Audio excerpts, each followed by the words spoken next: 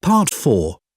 You will hear a zoology student giving a presentation on the process of moving wild elephants to a new reserve, known as translocation. First, you have some time to look at questions 31 to 40.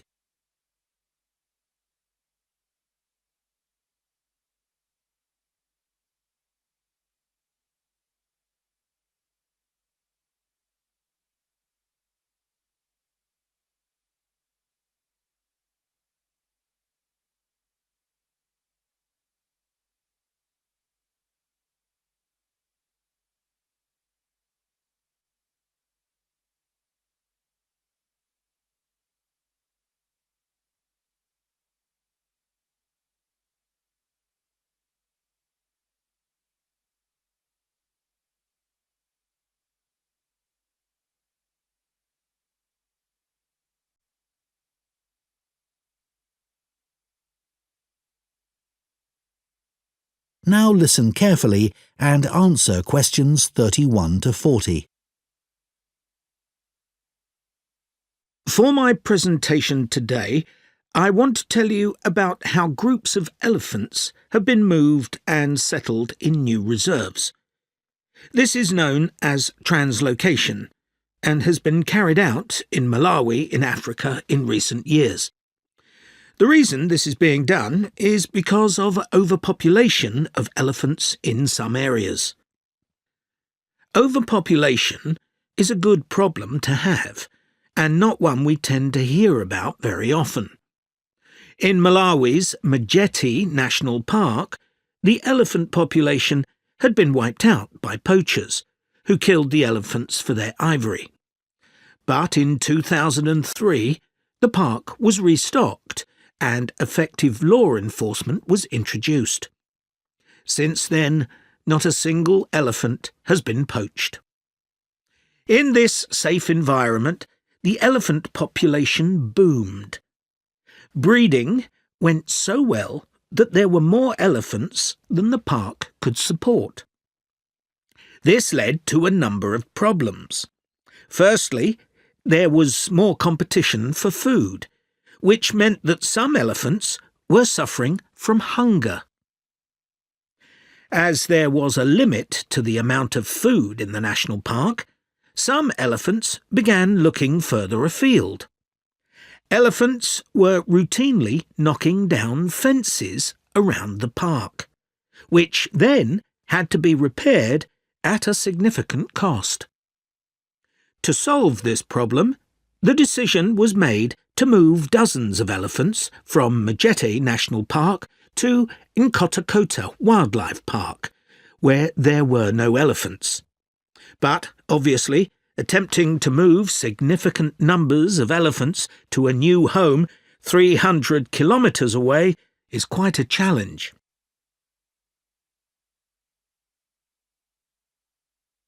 So, how did this translocation process work in practice? Elephants were moved in groups of between 8 and 20, all belonging to one family. Because relationships are very important to elephants, they all had to be moved at the same time. A team of vets and park rangers flew over the park in helicopters and targeted a group, which were rounded up and directed to a designated open plain. The vets then used darts to immobilize the elephants. This was a tricky maneuver, as they not only had to select the right dose of tranquilizer for different-sized elephants, but they had to dart the elephants as they were running around. This also had to be done as quickly as possible, so as to minimize the stress caused.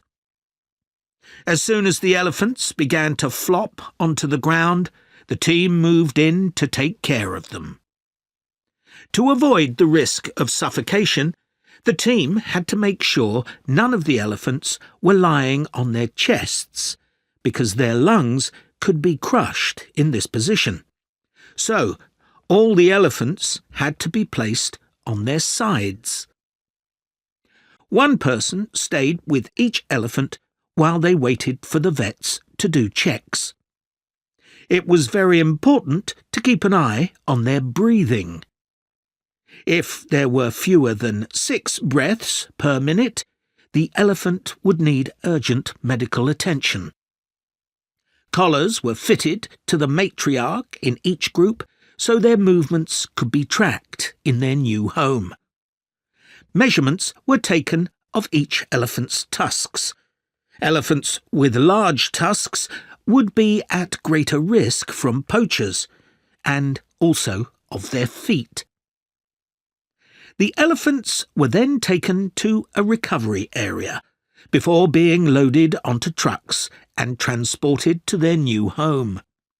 The elephants translocated to Nkota settled in very well, and the project has generally been accepted to have been a huge success, and not just for the elephants. Employment prospects have improved enormously, contributing to rising living standards for the whole community. Poaching is no longer an issue, as former poachers are able to find more reliable sources of income. In fact, many of them volunteered to give up their weapons, as they were no longer of any use to them. More than 24 elephants have been born at Nkota since relocation. With an area of more than 1,800 square kilometres, there's plenty of space for the elephant population to continue to grow. Their presence is also helping to rebalance Nkota's damaged ecosystem and providing a sustainable conservation model which could be replicated in other parks.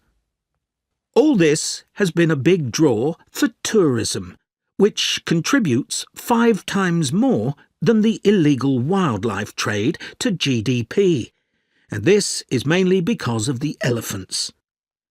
There's also been a dramatic rise in interest from... That is the end of Part 4.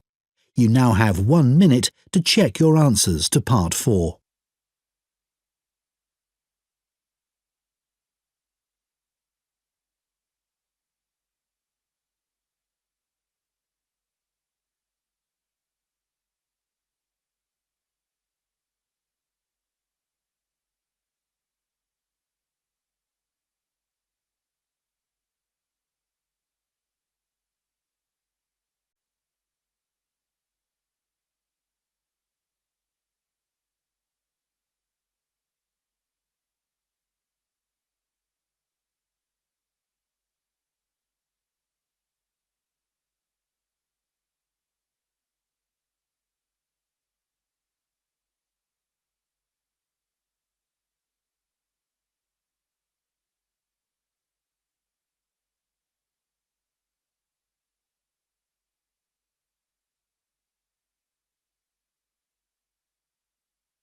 That is the end of the listening test. In the IELTS test, you would now have 10 minutes to transfer your answers to the listening answer sheet.